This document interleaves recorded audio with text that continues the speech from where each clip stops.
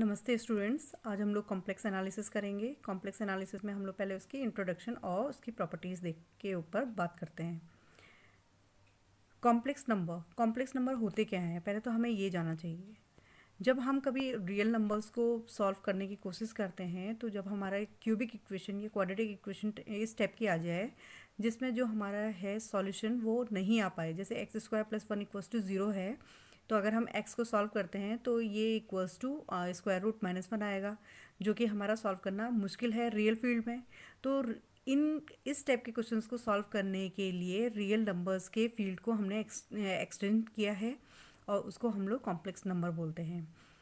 अब ये जो आयलर थे, जो साइंटिस्ट आयलर थे, इन्होंने एक सिंबल आई का इंट्रोड्यूस किया था, आई को इंट्रोड्यूस किया था, जिसकी वैल्यू इन्होंने स्क्वायर रूट -1 रखा था और इसकी प्रॉपर्टी इन्होंने बताई थी कि ये आई स्क्वायर इक्वल्स टू -1 है। इस सिंबल को हम लोग इमेजनरी यूनिट बोलते हैं। कॉम्प्लेक्स नंबर होते क्या हैं? कॉम्प्लेक्स नंबर अगर कोई हमारे पास ऑर्डर्ड पेयर है एक्स वाई, इसे हम लोग कॉम्प्लेक्स नंबर बोलते हैं और इसे हम लोग जेड से डिनोट करते हैं। तो अगर हमें कोई ऑर्डर पेयर हमारा x कॉमा वाई है तो हम उसे z equals to x plus i y लिखेंगे, जहाँ x हमारा रियल पार्ट है और y हमारा इमेजनरी पार्ट है।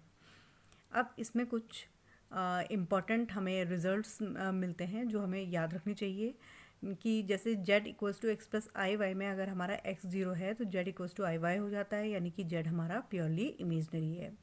इसी तरीके से जब हम y इक्वल्स टू 0 रखते हैं z में तो z हमारा x आ जाता है, जो कि प्योर रियल नंबर है, इसलिए हमारा z यहाँ पर को प्योरली रियल कहलाएगा।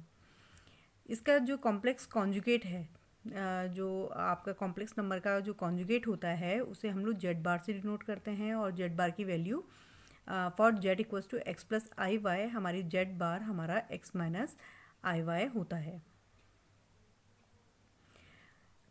रियल जो z है उसका फॉर्मूला आप z प्लस जेड बार ओवर 2 और इमेजनरी z की फॉर्मूले को आप लिख सकते हैं z माइनस जेड बार ओवर 2i। इसे आप लोग खुद भी बना सकते हैं, जैसे अगर हमारा z equals to x plus i y है और z बार हमारा x माइनस आई वाई है, तो जब हम z और z बार को ऐड करेंगे तो हमारा ट्वाइस ऑफ रियल z आएगा। इसी तरीके से अगर हम z माइनस जेड बार को सब्ट्रैक्ट करेंगे, z माइनस जेड बार निकालेंगे तो हमारा 2i इंटू इमेजनरी z आएगा। Modulus of conjugate of Z को हम लोग मॉडुलस ऑफ जेड बार लिखते हैं, जिसकी वैल्यू हमारी x square plus y square के बराबर होती है। ऑल्सो अगर मॉडुलस ऑफ जेड अगर हमारा 0 है तो इसका मतलब ये है कि इसका रियल पार्ट और इमेजनरी पार्ट दोनों ही 0 होगा। अगर हमारे पास कोई पॉजिटिव रियल नंबर है स्क्वायर रूट -a, तो हम इसे स्क्वायर रूट -1 इंटू ए लिख सकते हैं। स्क्वायर रूट -1 को हम लोग आई लिख देंगे और स्क्वायर रूट ए हमारा एज इट इज़ रहेगा। अगर हमारे पास square root A equals into square root B हमारा स्क्वायर रूट ए भी है, तो ये कंडीशन हमारी तभी वैलिड होगी जब इसमें से कोई एक हमारा नॉन नेगेटिव हो, या तो ए आपका नॉन नेगेटिव हो या हमारा बी नॉन नेगेटिव हो। लेकिन अगर ए और बी दोनों ही नेगेटिव होते हैं उस केस में square root a into square root B हमारा equals to minus square root modulus of a into modulus b होता है। Every real number is a complex number. जैसे अगर 2 हमारा रियल नंबर है तो हम उसे 2 प्लस आई इंटू 0 लिख सकते हैं, तो इसलिए हम लोग बोलते हैं कि every real number is a complex number. Integral power of आई।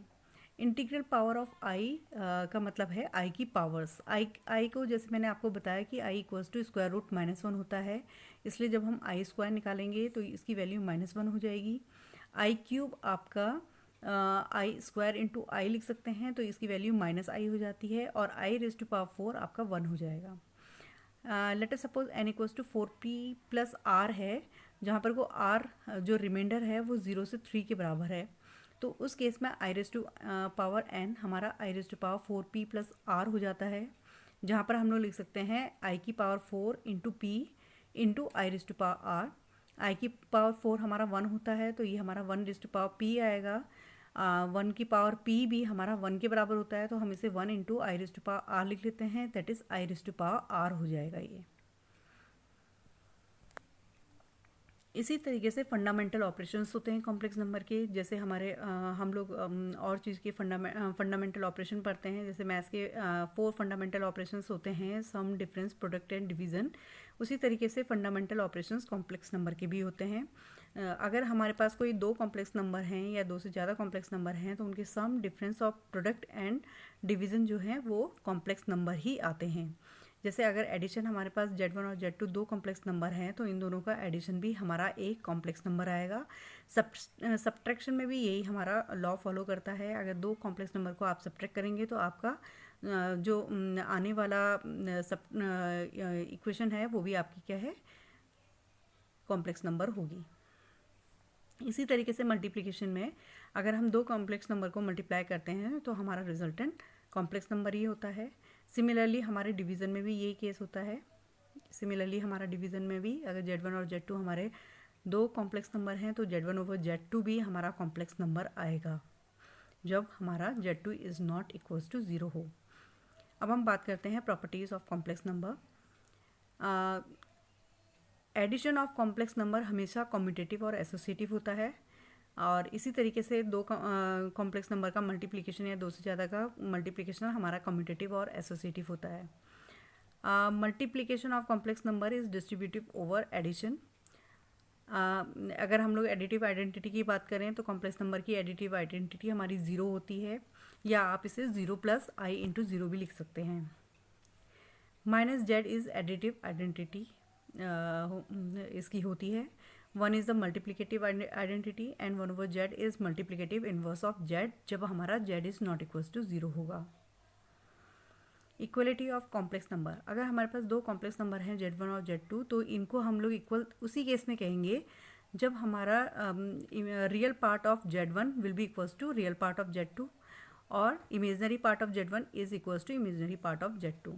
इसी तरीके से एब्सोल्यूट वैल्यू, अगर हमारे पास कोई कॉम्प्लेक्स नंबर है z equals to x plus i y तो उसकी एब्सोल्यूट वैल्यू को हम लोग modulus of z equals to square root x² plus y square लिखते हैं। तो इसी तरीके से हमारा मॉडुलस ऑफ z का square is equals to x² plus y square हो जाएगा, जिसको हम लोग x plus i y into x minus i y लिख सकते हैं, जिसको हम लोग z इंटू जेड कॉन्जुगेट लिख सकते हैं। तो इस तरीके से अगर हमारे पास मॉडुलस ऑफ z का स्क्वायर आए तो उसको हम लोग हमेशा z इंटू जेड कॉन्जुगेट में हम लोग स्प्लिट कर सकते हैं। Thank you.